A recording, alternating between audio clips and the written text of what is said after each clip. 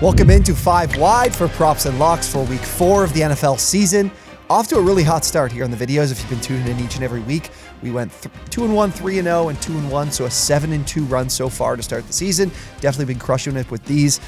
With the exception being that I decided to bet on the Broncos last week. Probably shouldn't have done that. That was over very quickly. Won't be making that mistake again. Got a couple of player props and a total for you guys, including a game in the morning for the London game. So make sure you get this one in early and right away.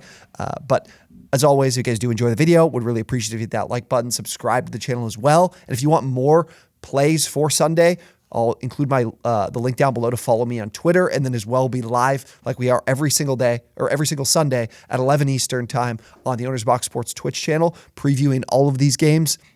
And then as well, if you didn't already know, we're live at noon every single day, actually, talking sports betting, just talking the world of sports. So definitely drop us a follow on Twitch.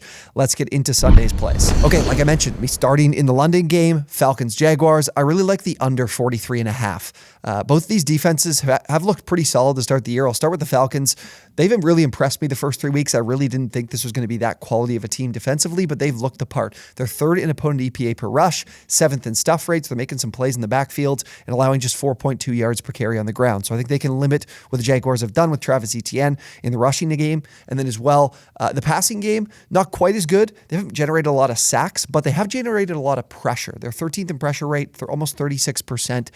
So if they're generating some pressure, I like them to have some success against the pass. And the Jags haven't been great in pass protection to start the year, especially with missing Cam Robinson, who I believe is out for this one more week, and then he'll be back from his PED suspension. But overall, pass defense, not too bad. 7th in yards per coverage snap and 15th in opponent EPA per pass, so somewhere near the middle. What I really think will hold this game under is how good the Jaguars have been against the run, and that is everything the Falcons that is the major focal point of the Falcons offense. Everything they need offensively comes from their running game.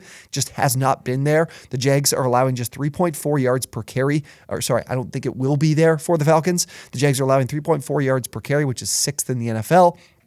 They have been great at the line of scrimmage, too, on defense. 5th in stuff rate, so very good at creating negative plays and creating plays behind the line of scrimmage. And they're also 5th in opponent EPA per rush. So success-wise, running the football isn't going to be the way to do it against this Jaguars defense.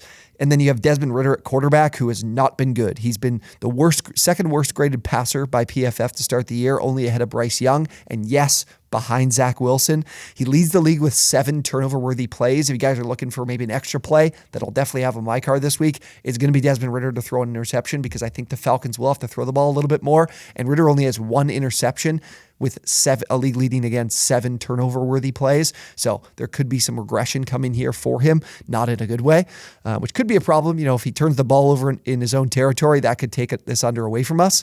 But I do expect, even with Ridder playing the way he is, I think that the Falcons will still run the ball, even though it won't be that successful. But again, Ridder, 6.3 yards per attempt, 24th in the league amongst quarterbacks, and then average up the target of just 7.2 yards, which is 28th amongst quarterbacks. So when he is throwing the football, they aren't letting him do too much with it. So I like the under in this game. I think points will be at a premium. We obviously get 2 teams going overseas here to play this game, which should make it a little bit more difficult for them with travel, and could see some, a sleepy offense from both teams, with this game being in the early morning when it comes to Eastern Standard Time, which both these teams play with. So under 43.5. Next up, going to a quarterback here, the player prop, over 256 passing yards for Matt Stafford against the Colts. He has gone over this number in all 3 games this season, including that game against the Bengals, where there was very, very few points. Both offenses struggled. Still managed to get over with, I think, only 18 completions. I think he was like 18 for 33, but still over 256.5. And I think running the football for the Rams will be tough in this game. The Colts have been really solid. Like they have a pretty bad secondary in my mind, but a pretty solid front 7 with, Shaq Leonard, DeForest Buckner. They're 8th in opponent EPA per rush, so a good unit there, allowing just 3.5 yards per carry, 7th in the NFL. So if they're going to find trouble running the football, I know this team isn't going to be afraid to put the ball in the air. They've been doing it with Stafford to start the year, and definitely a guy they have a lot of faith in, a lot of trust in as a veteran. Colts pass defense, not nearly as intimidating, 7.6 yards per attempt opposing quarterbacks are averaging. That's 25th in the NFL. And they're not generating a lot of pressure. Their sack rate's pretty high, but on a down-to-down basis, not generating a lot of pressure against opposing quarterbacks, 24th in pressure rate. And Stafford, with time, is definitely super efficient. Against the Colts, again, because that run defense is good, teams are looking to go to the air. 36.7 pass attempts per game. So that's top 10 in the league as well in terms of how many times opponents are throwing the ball against the Colts. And for Stafford, that would be actually an increase on what his average is this season. He's averaging just 35.5 pass attempts per game.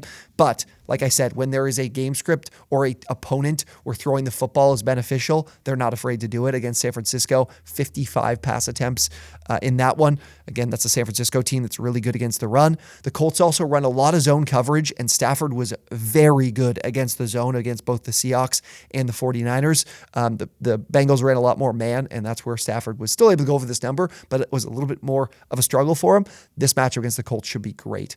So I like him to go over his passing yards. And finally, my favorite play of the weekend, very niche prop, I guess I would say. Not a lot of people looking at this one. Logan Thomas over 18.5 receiving yards. He is expected to be back from a concussion. He was telling the media that earlier this week. Missed last week with the concussion that he sustained in game 2 against the Broncos, that really bad hit from Kareem Jackson. He is expected to be back. He had 10 targets in just 6 quarters to start the season, like very much a focal point of this offense. And the tight end position, this is something not a lot of people would be able to guess. Like, what do you think the amount of targets are that are going to tight ends in this Commanders offense? If you had to guess, the target share, 31%. A 31% target share when you look at both Logan Thomas, Cole Turner, and John Bates. The target share for tight ends is really significant. When they're on the field, they're getting the ball a ton. Turner last week, in the absence of Thomas, had 7 targets, 4 receptions, and 35 yards. Bates had another couple targets and receptions for another 12 yards or so. This position is really important to the offense for Eric Bieniemy. We saw it in Kansas City, obviously, with a more talented player in Travis Kelce, but the scheme is still similar here with the Commanders. And I really like Jahan Dotson going into the season, but I'm noticing that really the production is going to, quite frankly, I think Logan Thomas is a less talented player than a guy like Jahan Dotson, but he's the one getting the production. And so I go back and I look at week 1 when Thomas played the full game.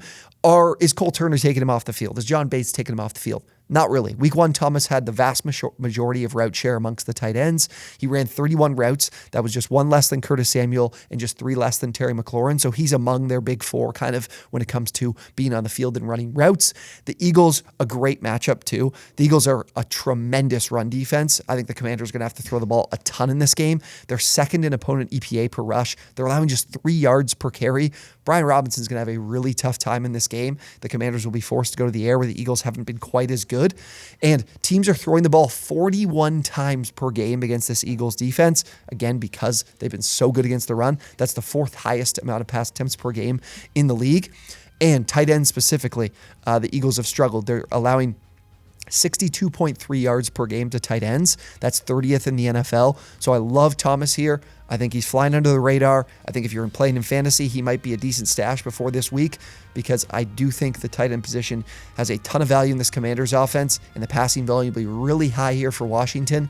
Love Thomas to go over 18.5. I've also taken this to go 50 plus. I believe it was plus 825 because I do think he'll be heavily involved, and the pass volume will also be really high. All right, those are my 3 favorite plays for week 4 of the NFL season. Again, guys, we're 7-2 to start the year.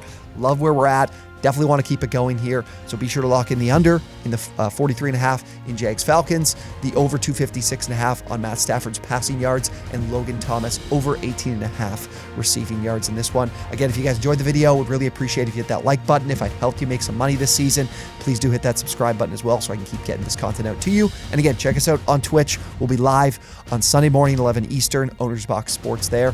Guys, thank you so much for watching, and we will see you on the next one.